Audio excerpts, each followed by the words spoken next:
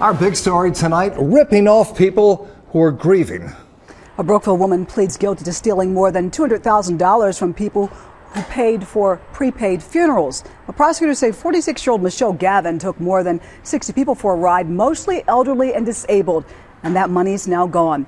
Gavin and her husband own the now-defunct Magetti-Gavin Funeral Home. As a part of a plea deal, Gavin will serve 4 years in prison and has to pay full restitution.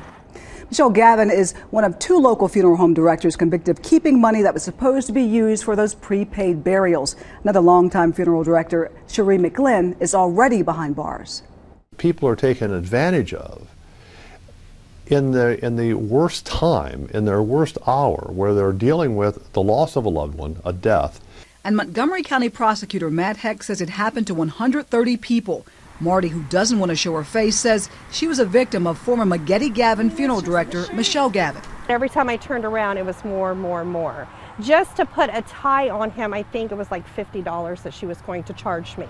Marty was planning the funeral of her best friend who had just committed suicide. They charged me $150 just to go from here to St. Peter's to have a Catholic Mass. And then they charged me another $150 to go from St. Peter's up to the crematorium up on Siebenthaler.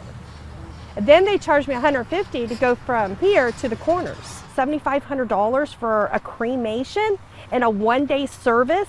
Heck says former funeral directors Cherie McGlynn and Michelle Gavin sold prepaid funerals. By law, McGlynn and Gavin were supposed to put the money in a trust or life insurance policy.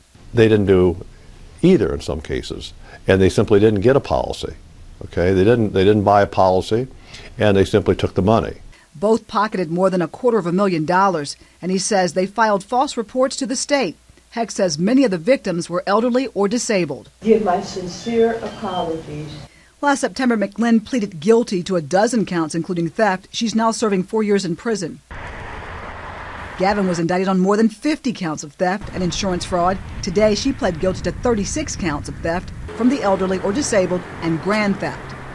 Marty says she almost fell for the prepaid scam for her own arrangements. It wasn't until she checked with Gavin on setting up a plan that she became suspicious and started checking around. Now, Gavin will be officially sentenced in September.